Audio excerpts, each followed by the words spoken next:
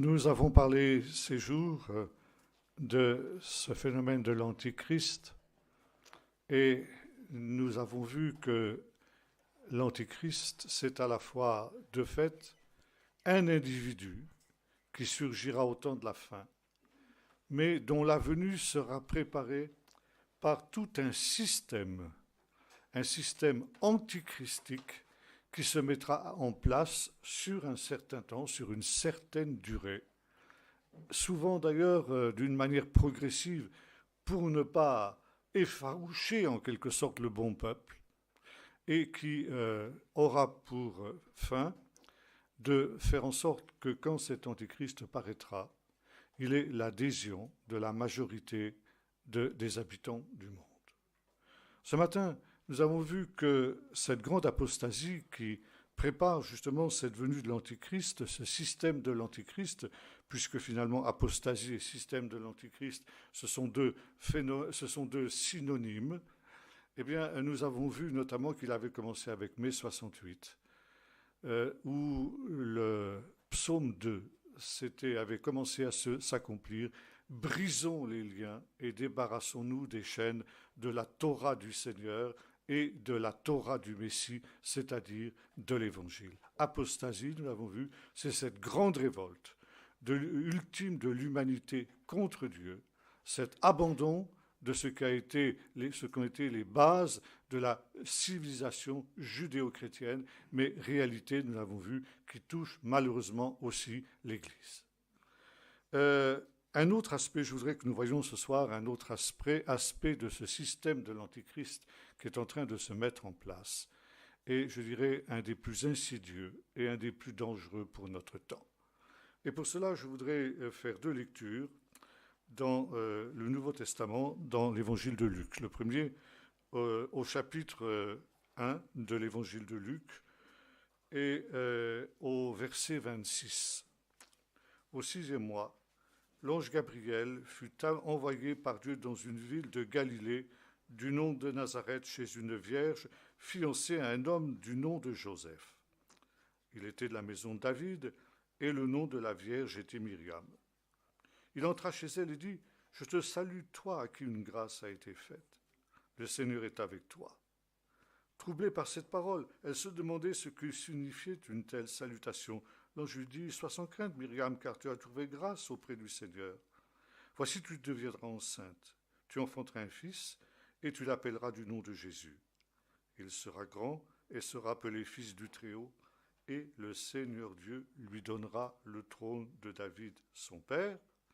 Il régnera sur la maison de David, de la maison de Jacob, éternellement, et son règne n'aura pas de fin. » Et nous ferons une deuxième lecture que nous avons déjà faite ce matin, mais je n'ai pas eu le temps d'aborder cet aspect, c'est ce que je vais faire maintenant, toujours dans l'Évangile de Luc au chapitre 21, où il nous est dit ceci, nous l'avons lu ce matin, verset 24, « Ils tomberont sous le tranchant de l'épée, ils, c'est-à-dire les habitants de Jérusalem, ils seront emmenés captifs parmi toutes les nations, et Jérusalem sera foulée aux pieds par les nations jusqu'à ce que les temps des nations soient accomplis. » Et un des éléments les plus perfides, les plus redoutables de ce système de l'Antichrist qui est en train de se mettre en place, c'est aujourd'hui ce que l'on appelle l'antisionisme.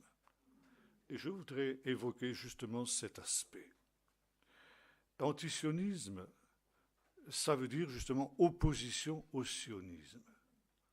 Et par conséquent, pour comprendre cette idéologie, il nous faut d'abord comprendre ce qu'est le sionisme. Le sionisme, c'est un mot qui vient du mot Sion. Si vous êtes un lecteur de la Bible, c'est un mot que vous connaissez bien. Parce que Sion, c'est synonyme de Jérusalem. Et cette expression Sion revient à de très nombreuses reprises dans la Bible et en particulier dans les psaumes. Sion, ça vient d'un mot hébreu, tsia, qui signifie sécheresse. Sion, c'est l'endroit de la sécheresse, parce que Jérusalem est construite dans un endroit particulièrement désertique, et la Jérusalem primitive, la Sion primitive, n'était alimentée que par une seule source d'eau, la seule source d'eau qui existe dans toute cette région et qui est la source qui alimente Jérusalem. Ensuite, il y a eu d'autres manières d'exploiter de l'eau, mais ça dépasse notre sujet, ce n'est pas ce à quoi nous allons nous arrêter ce soir. Sion, donc, c'est Jérusalem. Et Jérusalem a été l'objet d'un choix de Dieu. Pour les lecteurs de la Bible, c'est une certitude absolument incontournable et indiscutable. Et de nombreux psaumes nous disent « Dieu a aimé Sion plus que toutes les portes d'Israël. C'est le lieu qu'il a choisi pour y faire résider son nom. C'est là que les tribus d'Israël montent pour adorer l'Éternel. C'est là que de cette Sion sortira la Torah qui ira vers tous les peuples, et de Jérusalem sortira la parole de l'Éternel. C'est de Sion aussi que Dieu étendra le sceptre de sa puissance et qu'il accordera justement cette paix au monde entier. Et c'est de Sion, c'est vers Sion qu'au temps de la fin, toutes les nations pacifiées, désarmées, converties au Seigneur, monteront pour chercher la parole de l'Éternel. Par conséquent, Sion occupe une place unique dans la géographie humaine. C'est véritablement le lieu qui est en quelque sorte cet endroit où le ciel et la terre communiquent, où il y a une possibilité justement d'entrer en contact avec le divin. Et cette humanité dont nous avons parlé ensemble dimanche matin, cette humanité qui, en quelque sorte, a été exilée de l'Éden après le péché de nos premiers parents, a entrepris une marche. Et l'humanité est dans une sorte d'exil, certes, mais Dieu place devant cette humanité un avenir et une espérance, nous l'avons dit. Et cette espérance, eh bien, ce sont les premiers patriarches qui ont été amenés à en être les témoins. Et l'Épître aux Hébreux nous dit que les patriarches sont sortis des villes des nations pour se mettre en marche vers la cité qui a des solides fondements, celle dont Dieu est l'architecte et le constructeur. Et ce grand Shabbat dont nous avons parlé le premier soir, ce but de la création de Dieu dès les commencements, comme nous en avons aussi parlé, eh bien, nous le trouvons dans le livre de l'Apocalypse, c'est Jérusalem. Jérusalem transfigurée, Jérusalem transformée, la nouvelle Jérusalem. Mais c'est bel et bien Jérusalem, Sion. Ça n'est pas Rome, ça n'est pas Genève, ça n'est pas Byzance, c'est Jérusalem. Et le psalmiste rappelle à tous les croyants et à tous les lecteurs de la Bible, donne cet avertissement. Si je t'oublie, Jérusalem, que ma droite m'oublie, que ma langue s'attache à mon palais, si je ne me souviens pas de toi, et si je ne fais pas de Jérusalem le principal sujet de ma joie. 70 après Jésus-Christ, Jérusalem est détruite par les Romains. C'est un désastre de première grandeur pour le peuple d'Israël. Le temple est rasé et le peuple d'Israël part en exil. Mais quand le peuple d'Israël part en exil, il part avec cette certitude et cette espérance que cet exil ne sera pas éternel et que Dieu ramènera son peuple dans Sion. C'est-à-dire que dès les origines, dès le début de son exil, le peuple d'Israël a été sioniste, parce que le sionisme, c'est justement cet espoir du retour à Sion au dernier jour.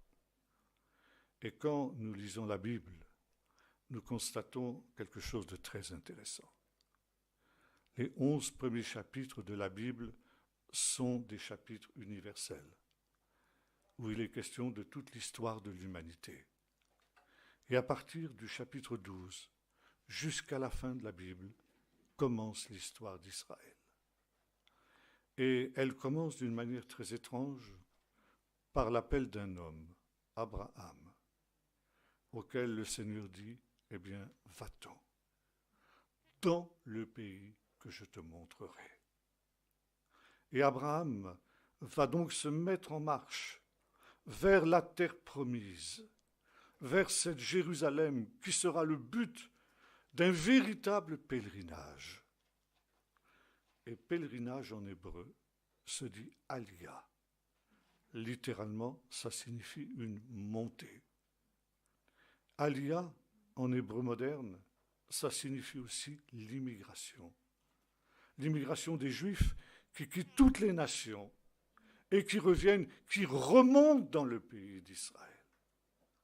Car quand on se dirige vers le pays d'Israël, d'où que l'on vienne, quand bien même viendrait-on des plus hautes montagnes de Suisse ou de l'Himalaya, pour se diriger vers ce que nos amis suisses appellent les collinettes de Juda, parce qu'ils disent vous appelez ça des montagnes, mais nous, chez nous, on appelle ça des collinettes. Ça fait à peine 800 mètres, mais ça fait rien. Quand on quitte ces hautes montagnes de Suisse pour venir dans les collinettes de Juda, on monte. Et quand on les quitte, on descend. C'est une ascension spirituelle. Et c'est équivalent d'un pèlerinage. Et l'on peut dire qu'Abraham est le premier sioniste de l'histoire. Il est le premier qui va se rendre justement dans ce pèlerinage d'Israël vers Jérusalem, où se termine en quelque sorte la geste d'Abraham quand il est reçu à Salem, c'est-à-dire Jérusalem, par Malki-Tsédek. Et quand nous arrivons à la fin de la Bible, il y a la même chose. Nos Bibles chrétiennes, dans ce que nous appelons l'Ancien Testament, expression que je n'aime pas, se terminent par le dernier des prophètes, le prophète Malachi. La Bible hébraïque se termine par le deuxième livre des Chroniques. Et comment se termine le deuxième livre des Chroniques? Autrement dit, comment se termine la Bible? Par l'édit de Cyrus. Et que dit cet édit? Qui d'entre vous appartient à son peuple? Ce peuple qui a été dispersé par les Babyloniens à Babylone, qui d'entre vous appartient à son peuple? Que l'Éternel, son Dieu, soit avec lui, chez Ouya allé, et qu'il monte. Ça veut dire qu'il retourne dans le pays promis. Et là, eh bien, je vais dire quelque chose qui peut faire beaucoup grincer des dents. La Bible est sioniste du commencement jusqu'à la fin. Ça veut dire que, comme le dit Moïse, quand bien même toi, peuple d'Israël, tu seras dispersé aux extrémités de la terre, et que par conséquent, humainement parlant, aucun espoir de retour ne sera envisageable. Mais quand bien même il en sera ainsi, dit le Seigneur, là où tu te trouves, l'Éternel, ton Dieu, ira te prendre et il te ramènera dans ce pays comme il l'a juré à tes pères. Par conséquent, jamais le peuple d'Israël n'a perdu cette espérance qu'un jour il serait ramené à Sion. Et dans la prière du matin, qu'on appelle Shrarit, qui est la prière que tous les Juifs pieux récitent, il y a cette demande. Sonne le grand chauffard de notre rédemption. Rassemble-nous des quatre extrémités de la terre, dans Jérusalem, ta ville sainte. Rebâtis le temple de notre temps dans le courant de notre vie et envoie le Messie, notre justice. Pendant 2000 ans, le peuple d'Israël a formulé cette prière. Tous les jours, il a prié pour ce retour à Sion. Et comme le disait un rabbin, il y a déjà de nombreuses années, vous voyez, il a fallu attendre 2000 ans pour que le Seigneur exauce cette prière. Mais aujourd'hui, Jérusalem ressuscitée est une preuve indiscutable pour tous les incroyants du monde entier que Dieu exauce les prières. Jérusalem, aujourd'hui, rebâtie, reconstruite, est une prière exaucée. Et ça, c'est quelque chose qui est absolument indiscutable. Le peuple juif aussi, au moment de Pâques, formulait cette demande. La cérémonie de Pâques est terminée selon la règle. Et maintenant, nous formulons ce souhait. Que nous puissions célébrer cette même Pâques, Shana Abba'a Yerushalayim, l'an prochain à Jérusalem. Et là où se trouvait le peuple d'Israël, en Pologne, le lendemain de Pâques, quand il y avait un mètre de neige, on priait le Seigneur pour les moissons qui devaient commencer ce jour-là. Bien évidemment, en Pologne, il n'était pas question de moisson, mais on pensait à Jérusalem. Le peuple d'Israël dispersé vivait au rythme des saisons de Jérusalem, des récoltes de Jérusalem. Et comme le disait le grand homme d'État britannique d'origine juive qu'était Benjamin Disraeli, un peuple qui se souvient de ses moissons quand il n'y a plus rien à moissonner est digne un jour de revenir dans sa terre.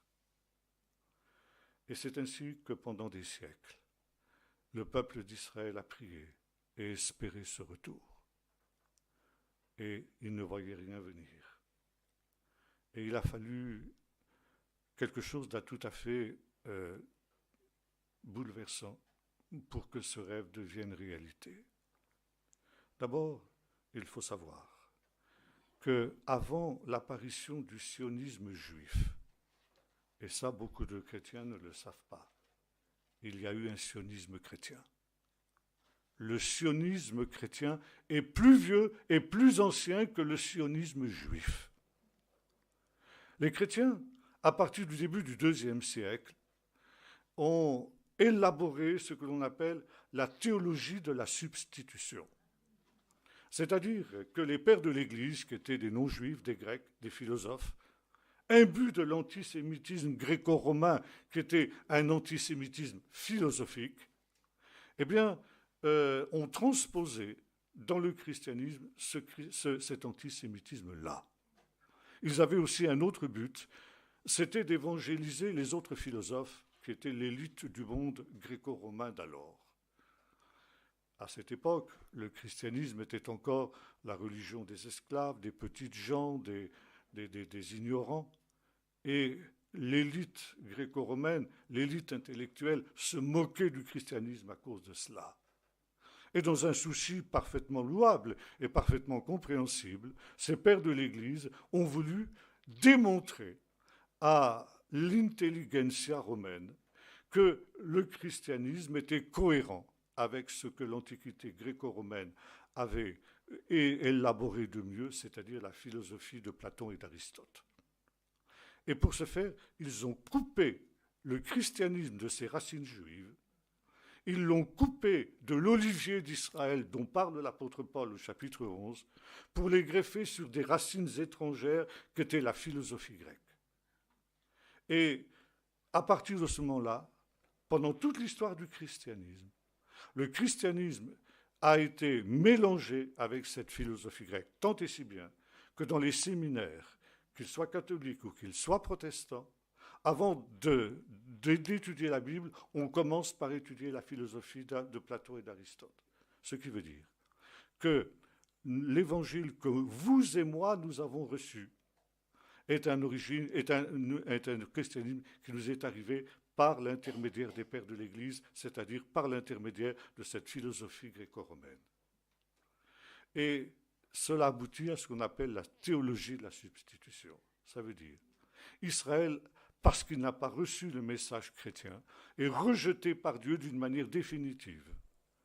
Et à la place, Dieu a élu un autre peuple, l'Église, c'est-à-dire des non-juifs, qui sont maintenant le nouvel Israël et qui ont reçu à la place d'Israël toutes les promesses de Dieu. Israël n'a donc plus aucun rôle à jouer dans l'histoire, et par conséquent, on fait une lecture de ce que l'on a commencé à ce moment-là à appeler l'Ancien Testament allégorique. Ça veut dire que lorsqu'il est question d'Israël, il faut comprendre qu'il s'agit de l'Église. Quand j'étais étudiant à l'école biblique en Angleterre, il y a de cela bien longtemps, on lisait encore la Bible à cette époque-là dans la vieille version du roi Jacques, et on avait gardé les sous-titres qui avaient été placés par les traducteurs, qui ne sont évidemment pas inspirés. Et au chapitre 59 du livre du prophète Ésaïe, où il est question de toutes les malédictions qui s'abattront sur Israël infidèle, il y avait ce sous-titre « Les crimes des Juifs ». Et chapitre suivant, chapitre 60, il est question de Jérusalem rétablie. Lève-toi, sois éclairé, car ta gloire arrive. Et le Seigneur, la gloire du Seigneur se lève sur toi. Et le sous-titre était le suivant, la gloire de l'Église. C'est la même chose. Ça s'adresse au même peuple, les malédictions et les bénédictions. Alors, ou bien il s'agit d'Israël. À ce moment-là, la gloire dont il est question au chapitre 60 concerne Israël, ou bien ça concerne l'Église, et les malédictions du chapitre 59, elles s'appliquent aussi à l'Église. Mais voyez-vous, on fait une lecture sélective. Quand il s'agit de malédiction, ça concerne Israël, et quand il s'agit de bénédiction, ça concerne l'Église. Et on a lu la Bible de cette manière-là pendant des siècles, jusqu'à peu près au début du XVIIIe siècle, ou en Hollande, et surtout en Écosse. Eh bien, dans les milieux calvinistes en particulier, on a commencé à se demander si cette lecture allégorique de ce qu'on appelait l'Ancien Testament était juste. Et si effectivement, Dieu n'avait pas encore un plan pour son peuple d'Israël. Et c'est ainsi qu'est né un mouvement que l'on a appelé le philosémitisme, c'est-à-dire le contraire de l'antisémitisme. L'antisémitisme, c'est la haine des Juifs, et le philosémitisme, c'est l'amour des Juifs. Et des chrétiens encore minoritaires à cette époque-là, eh bien, ont redécouvert que Dieu avait un plan pour son peuple et que quand il était question d'Israël dans les prophéties, c'était bien du peuple juif qu'il était question. Et l'on a commencé à penser que le peuple d'Israël devait un jour être rassemblé sur sa terre, selon justement les prophéties bibliques. Et il y avait un chrétien de cette période, j'ai oublié son nom, qui avait écrit à Louis XIV et au roi d'Angleterre de l'époque. Il avait écrit à peu près ceci: « Majesté, vous êtes les deux plus puissants souverains du monde. Or, que dit la Bible? Que c'est le rôle des rois de la terre et des rois des nations de prendre le peuple juif sur leurs épaules et de les ramener dans leur pays avec leur argent et leur or. Nous avons la conviction que ce temps est venu et nous vous supplions, au nom du Seigneur, de prendre contact avec le sultan qui est le possesseur de la Terre Sainte, pour qu'ils permettent ce retour des Juifs dans leur pays. Et si vous, mes seigneurs, vous prenez cette initiative, Dieu vous bénira, car il est écrit « Je bénirai ceux qui te béniront et je maudirai ceux qui te maudiront ». Et c'est ainsi qu'est né ce mouvement du sionisme chrétien. Un sionisme qui a subsisté jusqu'à nos jours. Je ne vais pas en faire l'historique parce que ça serait trop long, mais simplement pour dire qu'il y a un sionisme chrétien qui est plus ancien que le sionisme juif. Et il a fallu attendre la fin du XIXe siècle pour que naisse le sionisme juif. C'est toute une histoire, une épopée qu'il nous faudrait longtemps pour décrire. Il faudrait passer la nuit pour ça. Donc je vais le résumer très rapidement. À la suite de l'affaire Dreyfus, quand ce capitaine a été honteusement dégradé et que la foule a crié « Mort aux Juifs ». Il y avait un jeune journaliste juif qui assistait à cette scène et qui lui-même était un juif détaché de la religion, qui voulait simplement s'assimiler. Et quand il a entendu le cri de la foule « Mort aux Juifs », eh bien, quelque chose s'est déclenché en lui. Mort aux Juifs en France. Pourquoi mort aux Juifs? Dreyfus est juif. À cette époque-là, on pouvait croire qu'il était encore coupable. Bon, soit. Mais combien même aurait-il été coupable? Il est juif. Et après, en quoi les juifs sont-ils concernés par son crime? S'il avait été catholique, est-ce qu'on aurait crié mort aux catholiques? Bien sûr que non. Herzl a compris que si dans cette France libérale, cette France des droits de l'homme, cette France qu'il admirait tant, il pouvait y avoir un tel déchaînement de haine antisémite, alors il s'est dit, il n'y aura de repos nulle part pour les Juifs dans le monde. Si la France ne leur accorde pas cette égalité des droits, alors c'est perdu. Et les Juifs sont en danger de mort en Europe. Herzl a compris en un éclair, à ce moment-là, le danger de la Shoah, qui devait arriver quelques décennies plus tard. Et rentré dans son hôtel, il n'en a pas dormi de la nuit. Il dit, il faut trouver une solution à ce problème. Quelle est la solution? Lui, l'incroyant, il a dit, il y en a une seule. Il faut, pendant qu'il en est encore temps, que les Juifs quittent l'Europe. Pour aller où? Eh bien, il a dit, il y a une seule destination possible, notre terre ancestrale, ce que l'on appelait alors la Palestine. Et d'un jet de plume, il a écrit un petit pamphlet, Judenstaat, l'État juif, dans lequel il expliquait son plan. Et ça a été le début du sionisme. Un an plus tard, en 1896, il convoquait à Bâle le premier congrès sioniste mondial. Et là, c'était un rêve fou. Une poignée de jeunes gens venus de toute l'Europe, sans le sou, sans influence, sans relation, ont posé à Bâle les bases d'un État juif en exil. Ils ont constitué un gouvernement provisoire de cet État juif qui était encore à naître. Ils ont constitué une assemblée générale du peuple, un parlement. Ils ont créé des institutions telles qu'une banque nationale, des institutions pour racheter les terres, etc. Mais c'était fou. Ça n'avait aucune chance de réussir. D'ailleurs, les principaux responsables du peuple juif, les rabbins, en riaient. Ils disaient, c'est pas possible. Et Herzl a écrit à la fin de ce congrès mémorable dans son journal une phrase véritablement prophétique. À Bâle, j'ai fondé l'État juif. Si je le disais maintenant, tout le monde se moquerait de moi. Et c'était vrai, c'était ce qui se passait. Mais dans 5 ans peut-être, et sûrement dans 50 ans, tout le monde le reconnaîtra. 1896, 1948, Israël naissait. Herzl était un bon prophète. Il ne s'était pas trompé de beaucoup. Et voyez-vous, ainsi est né ce rêve du sionisme. Le sionisme, c'était justement cette résurrection d'un État juif, d'un État d'Israël. Et il y avait un homme à Vienne, à ce moment-là, où habitait Herzl, qui était un pasteur anglican, un homme très versé dans les Écritures. Il s'appelait William Eschler. Et cet homme étudiait les prophéties depuis longtemps.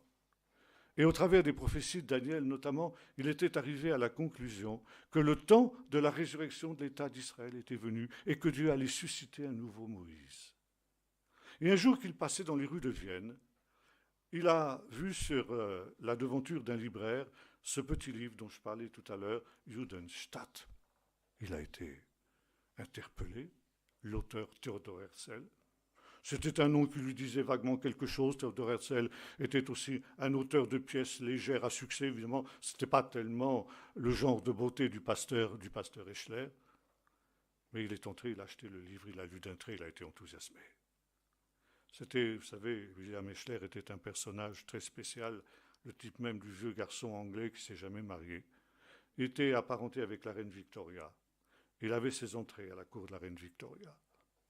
Seulement, il estimait que laver, repasser, repriser des chaussettes, c'était plus ce qu'il n'était capable d'en faire. Alors il avait abandonné l'usage des chaussettes et s'enveloppait les pieds avec des vieux journaux. Et c'est comme ça qu'il apparaissait devant la reine Victoria. Ça vous donne l'envergure du bonhomme. Mais c'était un homme qui avait une foi et qui avait un enthousiasme absolument extraordinaire. Et il est entré, il a dit à Théodore Herzl, « Vous êtes l'homme que j'attendais depuis des années. J'ai parlé de vous à toutes les têtes couronnées d'Europe. Dieu est avec vous parce que vous ne le savez pas, parce que vous ne croyez pas en lui. Eh bien, Dieu va vous utiliser justement à cause de ça, pour que personne ne puisse dire que c'était par une force humaine que vous avez réussi. » Et Théodore Herzl a dit, « Vous êtes celui qui va accomplir les prophéties bibliques. » Et là, justement, se pose un problème énorme quand on parle de l'antisionisme. Est-ce qu'effectivement, la résurrection de l'État d'Israël est, oui ou non, l'accomplissement des prophéties bibliques? Autrement dit, le sionisme, qui a été assimilé par l'Assemblée générale des Nations unies de 1975 à un racisme, est-il effectivement de Dieu ou effectivement, finalement, on pourrait dire du diable? Puisque le racisme, évidemment, c'est quelque chose qui vient forcément de l'adversaire. Et c'est là, justement, que se situe aujourd'hui le débat. Pour les nations, bien évidemment, qui ne connaissaient pas la Bible, c'était une question qui ne se posait même pas. Je passe sur toutes les vicissitudes qu'a connues Herzl pour essayer de faire aboutir son projet. Il s'est heurté à une opposition générale de toutes les nations. Et William Eschler, l'homme de Dieu, l'homme visionnaire, un véritable prophète dans son temps, a dit, après la mort d'Herzl, qui est mort très jeune, 44 ans, emporté par la tuberculose, une maladie terrible à cette époque. Et William Eschler a dit à son successeur, Wolfson, il a dit, votre État naîtra, mais pour qu'il naisse, parce qu'il y a cette opposition des nations, Dieu va envoyer une catastrophe sans précédent sur les nations européennes, une guerre mondiale. Il a dit ça en 1911. À cette époque, personne ne parlait de guerre mondiale. Wolfson disait, c'est la première fois que j'ai entendu ce mot qui devait malheureusement être repris quelques années plus tard, pendant toute la durée de cette horrible guerre mondiale.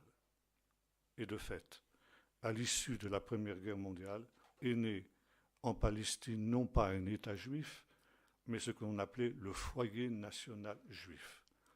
Ce foyer national, il avait été porté, si j'ose dire, sur les fonds baptismaux, si on peut parler comme ça, justement par ces chrétiens anglais sionistes. D'Écosse, le sionisme chrétien était passé en Angleterre et le ministre britannique des Affaires étrangères de l'époque, Lord Balfour, était lui-même un chrétien sioniste. Il y avait aussi un officier de l'armée britannique qui avait joué un grand rôle dans la reconstitution de l'armée d'Israël, qui lui-même aussi était un ardent sioniste. Il s'appelait Ord Wingate, le général Ord Wingate. Bon, je passe. Et par conséquent, l'Angleterre, comme l'avait bien compris William Eschler, Dieu a choisi ce pays qui est le pays dans lequel la Bible a le plus d'assises, a le plus d'importance, c'était le cas à cette époque-là, pour être celui justement qui accomplisse les prophéties bibliques. Des rois des nations porteront tes enfants sur leurs épaules pour les ramener dans leur pays avec leur argent et leur or. Malheureusement, William Eschler a eu la déception de voir que son pays se retournait, reniait ses promesses et faisait tout pour que cet État juif ne naisse pas. Et quelques années avant sa mort, en 1935, donc au moment où Hitler était déjà au pouvoir, il a eu une de ses dernières paroles. Il a dit aux représentants du sionisme, il leur a dit « Votre État naîtra, mais pour que votre État naisse, il faudra que toute une partie de votre peuple périsse. » Et ce fut la Shoah, la Deuxième Guerre mondiale, qui fut aussi un jugement de Dieu sur les nations parce qu'elles s'étaient opposées à la création de l'État d'Israël. Et aujourd'hui, nous voyons apparaître l'antisionisme. William Eschler est mort depuis longtemps. Mais s'il vivait aujourd'hui, je sais ce qu'il dirait. Il dirait, puisque les nations s'obstinent dans le refus d'accepter l'œuvre de Dieu, Dieu, comme il l'a fait déjà, va être obligé d'envoyer une troisième catastrophe sur le monde, une troisième guerre mondiale. Et voyez-vous, je crois que là, il nous faut comprendre le déroulement des temps. On ne se moque pas impunément de Dieu. Et quand on s'oppose au plan de Dieu, celui qui s'oppose au plan de Dieu est violemment écarté. Dieu ne fait pas de sentiment quand on s'oppose à son plan. Et les nations n'ont pas tiré les leçons de ce qui s'est produit, et par conséquent, il risque d'y avoir une répétition de l'histoire aussi dans ce domaine. Alors, on assiste à cet antisionisme, refus de la création de l'État d'Israël. Et cet antisionisme, il est basé sur, finalement, une résurgence du vieil antisémitisme qui date depuis les origines et qui est un des éléments constitutifs de la civilisation européenne. L'antisémitisme fait partie de la culture européenne. Et tous les Européens en sont plus ou moins imprégnés, ce qu'avait bien compris Herzl. C'est un phénomène essentiellement européen, mais qui aujourd'hui, à cause de la mondialisation dont nous avons parlé, se répand dans le monde entier. Et mon vieux père, qui vient de décéder il y a 3 semaines de cela, me disait, déjà il y a quelques années, il me disait, tu vois, ce que nous vivons aujourd'hui, c'est ce que nous avons, nous, vécu pendant les 2 guerres mondiales. Quand il y avait cet antisémitisme qui montait non seulement en Allemagne, mais finalement dans l'Europe tout entière. Et aujourd'hui, j'ai l'impression, me disait-il, de revivre ces années cauchemardesques, avec une différence. C'est qu'à l'époque, l'antisémitisme était limité à l'Europe, et aujourd'hui, il concerne le monde entier. Par conséquent, rien n'est changé. Alors, aujourd'hui, après la Shoah, plus de 70 ans après la Shoah, on continue à faire des cérémonies émouvantes au Veldiv, au moment de l'anniversaire de la Ralph du Veldiv. On continue à faire des émouvantes cérémonies au moment de la libération du camp d'Auschwitz, au moment dans des grands moments qui concernent la Shoah, avec la main sur le cœur, des serments, plus jamais ça. Et en même temps, on est en train de préparer, avec l'aide des États arabes, la destruction des Juifs d'Israël, c'est-à-dire de préparer une nouvelle Shoah sous le nom de l'antisionisme. On n'est pas antisémite, on est antisioniste. L'antisémitisme, c'est mauvais. L'antisionisme, c'est bien, c'est juste. Et je disais tout à l'heure à quelques personnes qui étaient avec moi à table, il y a 50 ans de cela, lorsque Israël a vaincu les pays arabes dans ce qu'on appelle la guerre des 6 jours, et que Jérusalem est redevenue juive, 95% des chrétiens évangéliques, depuis les darbistes les plus étroits jusqu'aux pentecôtistes les plus exubérants, en passant par toutes les nuances du monde évangélique, étaient tous d'accord sur un point. Ce qui venait de se passer était l'accomplissement des prophéties bibliques, et notamment de cette prophétie que nous avons lue dans Luc 21 tout à l'heure. Ils tomberont sous le tranchant de l'épée jusqu'à ce que les temps des nations soient accomplis. Et tous les évangéliques étaient conscients que nous venions de vivre la réalisation de cette prophétie. Pourquoi ? Parce qu'à cette époque-là, on lisait la Bible dans le monde évangélique. On connaissait les prophéties. Et quelqu'un disait récemment, je ne suis pas certain que si la guerre des 6 jours devait éclater aujourd'hui, et non pas il y a 50 ans, il y aurait la même unanimité parmi les évangéliques.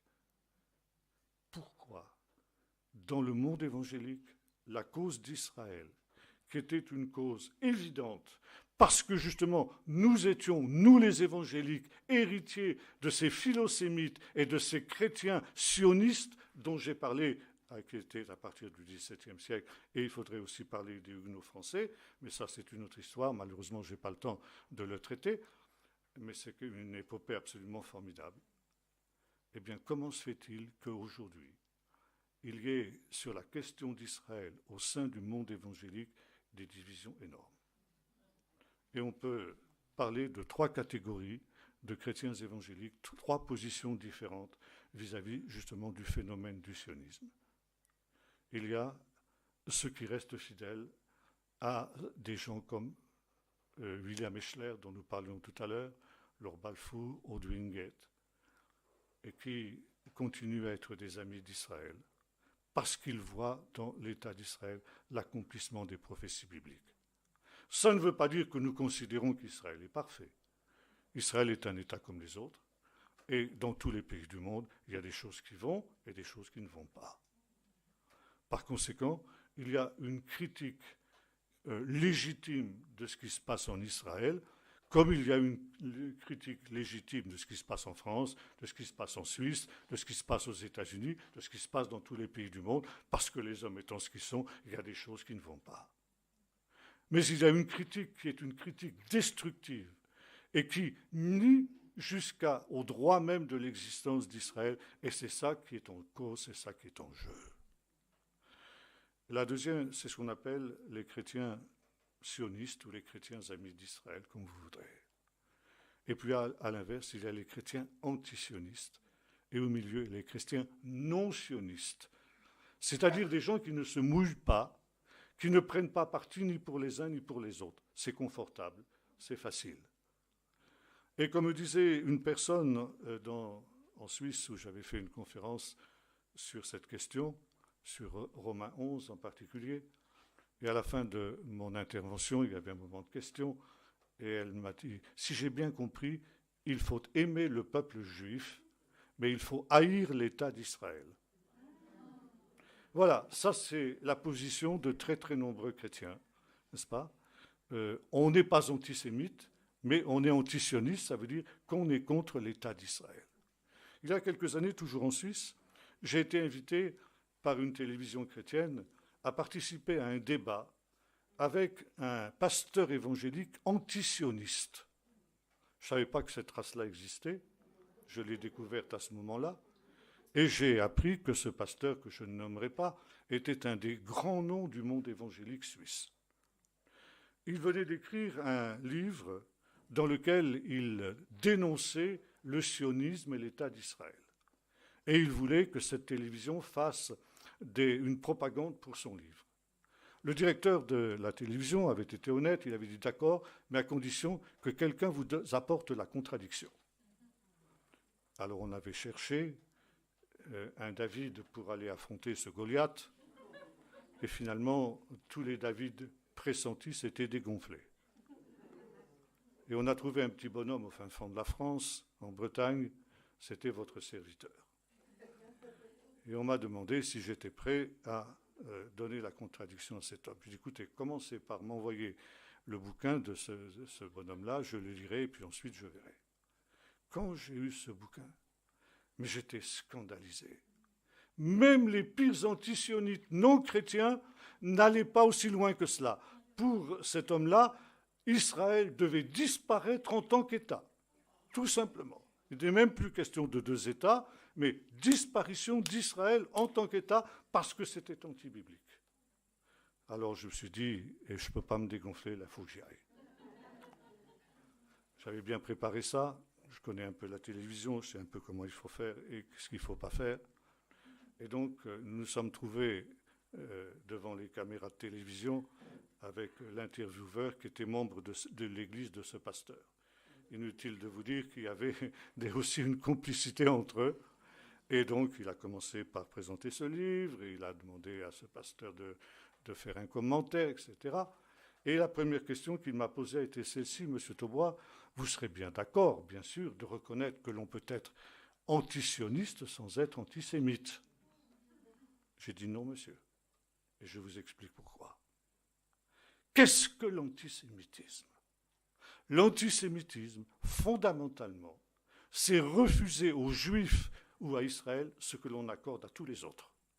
ou exiger d'Israël ce qu'on n'exige d'aucun autre, c'est-à-dire un surcroît de vertu, un surcroît de probité. Or, aujourd'hui, selon la législation des Nations Unies, n'importe quelle ethnie dispersée dans les îles du Pacifique, dans l'océan Pacifique, l'océan Indien, une petite île de 300 000 habitants, de 500 000 habitants, peut s'autodéterminer et devenir un État indépendant selon la Constitution de l'ONU, reconnue par l'ONU.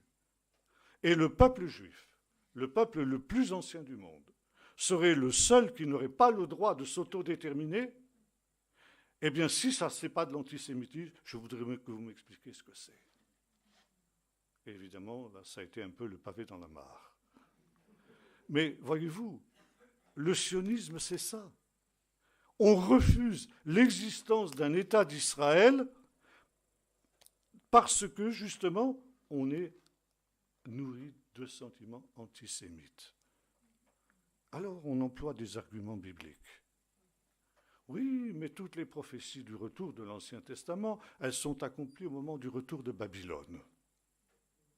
C'est pas vrai. De Babylone sont revenus une toute petite partie du peuple seulement. La majorité du peuple est restée dans la diaspora. Et ce retour d'Israël après l'exil de Babylone est loin d'avoir la portée qu'ont décrit les prophètes. Ils reviendront comme des torrents dans le désert. Rien ne pourra les arrêter. Je leur ferai plus de bien qu'avant. Les nations les porteront sur leurs épaules. Ils seront une race bénie de l'Éternel. Et toutes les nations monteront à Jérusalem pour y chercher la Torah. Mais ça ne s'est pas accompli au moment du retour de Babylone, ça. Et admettons que toutes ces prophéties se soient accomplies au moment du retour de Babylone. Il y a des prophéties sur le retour d'Israël dans le Nouveau Testament. Contrairement à ce que disent ces braves gens, ils disent le Nouveau Testament spiritualise Jérusalem. Nous avons lu 2 prophéties tout à l'heure qui nous montrent le contraire. La prophétie de Luc 21, jusqu'à ce que les temps des nations soient accomplis. Et là, nous sommes dans ce que les théologiens qui étudient les prophéties appellent des cycles prophétiques. Ça veut dire qu'il y a dans la Bible des événements, des séries d'événements qui se succèdent dans un ordre bien précis et qui, quand les circonstances redeviennent les mêmes, eh bien, se déroulent selon le même processus et selon les mêmes séquences, si vous voulez, au point de vue temporel. Et un des cycles les plus fréquents dans la Bible, c'est le cycle endurcissement, péché, exil et retour. L'exil n'est jamais le dernier mot de Dieu. L'exil, c'est toujours le retour. Après l'exil, il y a toujours le retour. Et Jésus se situe dans cette lignée des prophètes. Jérusalem infidèle va être dispersée parmi toutes les nations, mais cet exil prendra fin un jour, quand prendra fin le temps des nations. Et vous avez lu notre prophétie tout à l'heure, l'annonciation qui est faite à Marie, et en particulier ce verset où l'ange dit à Marie, « Et le Seigneur Dieu lui donnera le trône de David son père, il régnera sur la maison de Juda à perpétuité. » Le trône de David son père. C'est quoi le trône de David son père, à votre avis? C'est le trône de Saint-Pierre à Rome? C'est le trône de la reine Élisabeth, qui est soi-disant posé sur la terre, sur la pierre où David a été couronné? C'est le trône du roi d'Espagne, qui parmi ses nombreux titres a celui de roi de Jérusalem? C'est clair. Un pasteur me disait un jour, mais quand il m'accusait justement de trop insister sur Israël, il me disait, mais Jésus était juif, bon, ça c'est vrai, on ne peut pas le discuter, mais il était juif jusqu'à la résurrection. Après la résurrection, il est devenu universel, il n'est plus juif. Je dis, et ce texte-là, il régnera sur le trône de David, son père, éternellement. Quand Jésus s'est-il assis sur le trône de David, son père, dites-moi? Quand il a été présenté aux représentants des grands prêtres, ces derniers ont dit, nous ne voulons pas qu'il règne sur nous. Donc Jésus est remonté au ciel, et là, il siège à la droite de Dieu, mais on pourrait dire où il a constitué une sorte de gouvernement en exil. Vous vous souvenez, au moment de la Deuxième Guerre mondiale, quand la France s'est effondrée en 1940, le général de Gaulle s'est enfui en Angleterre, et là, il a constitué un gouvernement en exil. Eh bien, ce que Jésus a fait, quand il est remonté au ciel à l'Ascension, ça a été un peu ça. Il règne dans les cieux, mais il règne d'une sorte de gouvernement en exil. Or, il faudra bien que la prophétie de l'ange s'accomplisse.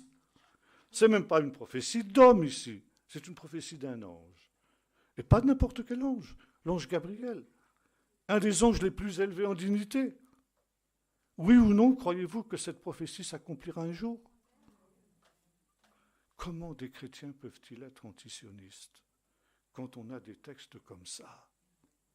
Bon, je pourrais vous citer de très nombreuses autres prophéties dans le Nouveau Testament qui vont dans ce sens-là, mais mon temps passe, je ne peux pas m'étendre. Dernière objection, on nous dit oui, mais le traitement que Israël inflige aux pauvres Palestiniens est un démenti du fait que ce pays pourrait être un pays biblique. Et on va jusqu'à dire, répétant bêtement les paroles de la propagande arabe, mais Israël est en train de faire subir aux Palestiniens ce que les Allemands leur ont fait subir pendant la Deuxième Guerre mondiale. Je dis, vous savez, les Juifs qui ont été dans la Shoah, ils auraient aimé être traités par les nazis comme les Palestiniens sont traités aujourd'hui par les Israéliens. Là, il n'y aurait pas eu 6 millions de morts.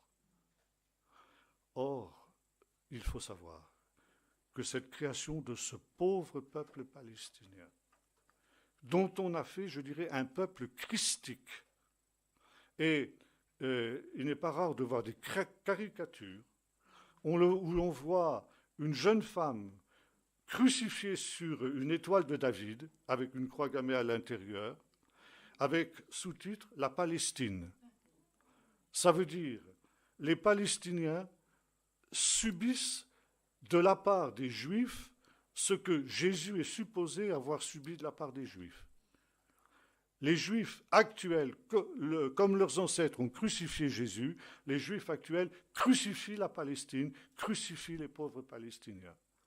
Et on entend des histoires épouvantables. Les Juifs prennent le sang des enfants palestiniens pour les mélanger au matzot, ça revient.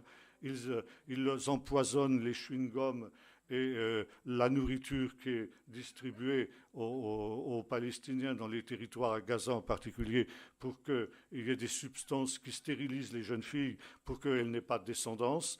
Bref, des bêtises pareilles qui sont diffusées par les médias parce que les médias sont acquis à la cause palestinienne. Et il faut savoir que le peuple palestinien n'a jamais existé. Il n'y a jamais eu de peuple palestinien dans l'histoire. Il n'y a jamais eu d'État palestinien, contrairement à ce que les médias nous racontent. Ça, je pourrais vous le montrer. Je n'ai pas le temps d'en faire la démonstration. Mais il faut savoir qu'après la guerre des 6 jours, qui a été une défaite terrible pour l'Union soviétique qui avait armé les pays arabes, l'Union soviétique a envoyé au Caire et à Damas ses meilleurs spécialistes de l'agitation propagande. Et ils ont décidé de transformer la défaite militaire en une victoire de la propagande. Et pour cela, il a fallu modifier l'opinion mondiale. L'opinion mondiale, avant la guerre des 6 jours, avait pris le parti d'Israël dans lequel il voyait le David devant le Goliath arabe. Et c'est vrai. On avait à ce moment-là 2,5 millions d'habitants en Israël. Et on avait 56 millions d'Arabes autour de nous, qui étaient armés jusqu'aux dents par l'Union soviétique. Alors que du côté d'Israël, nous n'avions pratiquement que du vieux matériel qui datait de la Deuxième Guerre mondiale. Et les Arabes étaient sûrs de leur coup, l'Union soviétique était sûre de leur coup, Jérusalem et l'État d'Israël allaient être rayés de la carte et on ne nous faisait pas mystère de nous dire « Eh bien, nous vous couperons la tête et nous la jetterons dans la mer pour les Américains et pour les Anglais ». Ils le disaient. Il y avait une chanteuse qui s'appelait Unkatouf qui chantait Chidbar, Chidbar, Chidbar. Ça veut dire égorge, égorge, égorge tous les juifs et tous les sionistes et jette leur tête dans la mer. Voilà ce qu'elle chantait. Et c'est l'inverse qui s'est produit. C'était une claque terrible pour l'Union soviétique. Alors ils ont dit, pourquoi Israël a-t-il eu le soutien mondial? Parce qu'il était le petit David devant le grand Goliath. Il faut renverser la vapeur. Il faut faire de David, il faut faire d'Israël Goliath et des Arabes David. Avouez que ce n'était pas évident. Eh bien, ils ont réussi. Nous avons ici à faire la plus formidable, la plus sensationnelle opération de propagande de toute l'histoire humaine. Il n'y a rien d'équivalent dans l'histoire. Et les Arabes, les Soviétiques ont utilisé ce qu'on appelait les réfugiés palestiniens pour en faire un soi-disant peuple palestinien qui n'avait jamais existé. Ils lui ont donné une histoire, ils lui ont donné une ethnie, etc. Et même une langue, etc. Ils en ont fait des descendants des Philistins. Et puis, un petit peuple palestinien opprimé par ce grand Goliath, armé jusqu'aux dents par les États-Unis et Israël, qui n'a pour tout se défendre que des pierres, et on tue les enfants, comme on faisait autrefois pour les enfants de Bethléem. Et voyez-vous, ici on a réussi cet acte de propagande. Or, aujourd'hui, les chrétiens ne lisent plus la Bible. Et un de mes collègues me disait que dans son église de 250 personnes environ, il avait fait un test pour savoir combien lisaient la Bible. Et sur 250 personnes, quelques dizaines de mains seulement s'étaient levées. Les autres ne lisaient plus la Bible. Pourquoi? Parce que la Bible, c'est un vieux livre qui n'a plus grand-chose à nous dire aujourd'hui. Il est complètement dépassé. Alors on prend quelques versets par-ci, par-là qui peuvent encore avoir une actualité, mais le reste, on le laisse de côté. Et on préfère croire aujourd'hui les mensonges de cette propagande qui n'a cessé de se développer. Savez-vous qu'à Ramallah, il y a un office de propagande où se trouvent les plus grands spécialistes du monde de la propagande, qui utilisent tous les moyens qui ont été forgés par Goebbels et qui ont été forgés ensuite par l'agitprop soviétique pour répandre le palestinisme et l'antisionisme dans le monde entier. Et les chrétiens, devant leur télé, devant leur Internet, absorbent ça comme du petit lait. Or, nous savons ce qui se passe en Israël. J'ai mes petits-enfants qui y vivent. Ils pourraient vous raconter, eux, parce qu'ils vivent là-bas. Ils savent ce qui se passe exactement. Un de mes petits-fils, il étudie à côté de Gaza. Et dernièrement, dans la cour de son école, a atterri une roquette. Heureusement, il n'y avait personne. Mais voilà ce qu'est la réalité des choses. Et Israël ne réplique pas. Ou Israël le fait en dernier ressort, quand vraiment la situation est devenue insupportable et intenable, et elle l'est en ce moment, et Israël ne riposte pas, parce qu'il a peur justement des nations. Alors, il faut se méfier de cela. Voyez-vous, c'est l'esprit de l'Antichrist. Et je termine. Maintenant, je conclue. Je reviens à mon texte de Luc 21, jusqu'à la fin du temps des nations. Il faut retraduire ce texte en hébreu pour le comprendre vraiment. Et si vous retraduisez ce texte en hébreu, ça vous donne ceci. Aki ishlemu itot agoyim. Et la traduction littérale, c'est celle-ci. Jusqu'à ce que soit rempli, jusqu'à ce que ça arrive à sa plénitude, à sa perfection, le temps des nations. Jusqu'à ce que les nations aient rempli. Rempli quoi? Alors il faut faire rechercher dans des textes juifs de l'époque, qu'on trouve en particulier à Qumran. Et nous avons un texte qui nous dit ceci. Pour châtier le péché des nations, le souverain maître du monde, c'est-à-dire Dieu, attend qu'elles aient comblé la mesure de leur péché. Et voyez-vous, ça veut dire que Israël reviendra à Jérusalem quand le péché des nations aura atteint son comble, son maximum. Et ça veut dire qu'il y a une correspondance entre le retour d'Israël de son pays et ce débordement du péché des nations que nous avons évoqué ce matin. Israël est revenu à Jérusalem le 7 juin 1967. un an après, mai 68. Débordement du péché des nations. Les prophéties s'accomplissent devant nos yeux. Voyez-vous, les deux événements sont interconnectés et les deux conduisent à la manifestation du jugement de Dieu pour les uns et de la délivrance pour les autres.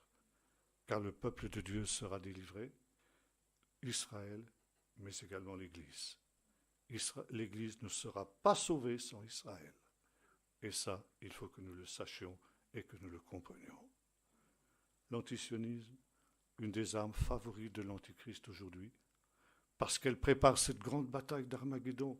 Pour que toutes les nations acceptent cette idée d'une nouvelle Shoah, il faut détruire ces juifs nazis qui font subir aux Palestiniens ce que les nazis ont fait subir aux juifs.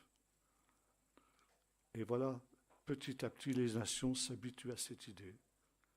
Et l'on va droit vers Armageddon.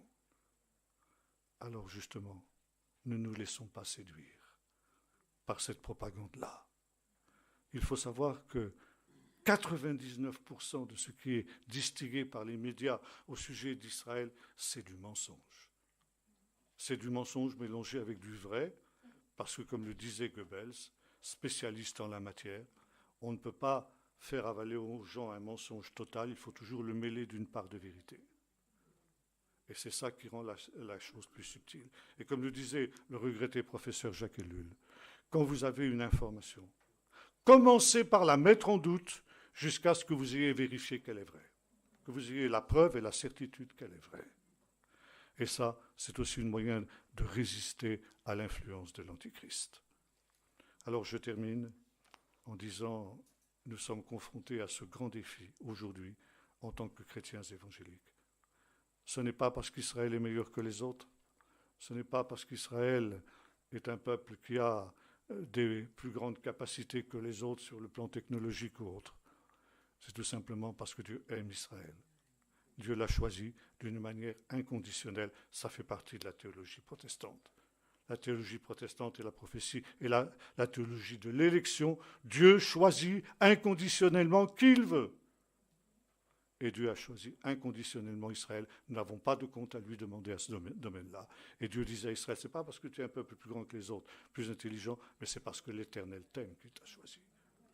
Comment pouvons-nous être un ami de Dieu si nous haïssons ce que Dieu aime? Comment pouvons-nous haïr le peuple dont Jésus est issu, avec lequel il s'est identifié et pour lequel il reviendra pour s'asseoir sur le trône de David? Et nous, les païens, nous serons associés à cette gloire. Quand le Seigneur reviendra, nous aussi, nous serons assis sur des trônes. Celui qui vaincra, dit le Seigneur dans le livre de l'Apocalypse, s'assiera avec moi sur le trône, comme moi j'ai vaincu, et je me suis assis avec mon Père sur son trône. Nous allons prier. Seigneur notre Dieu, tu nous mets en garde contre les mensonges, les ruses de l'adversaire. Tu nous dis qu'il est menteur dès le commencement et qu'il parle de son propre fond parce qu'il est le père du mensonge.